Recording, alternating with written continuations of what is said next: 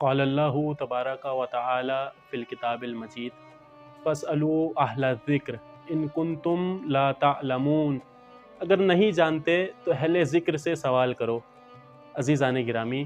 اس وقت ہمارے معاشرے کی اہم مشکل سوال کے ذریعے اپنے جواب تک نہ پہنچنا ہے،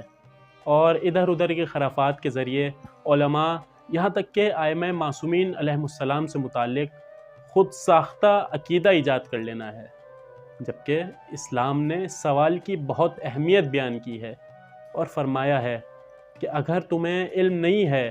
تو کسی چیز کے بارے میں نہیں جانتے، تو صاحبان علم سے سوال کر لو، تاکہ اس سوال کی وجہ سے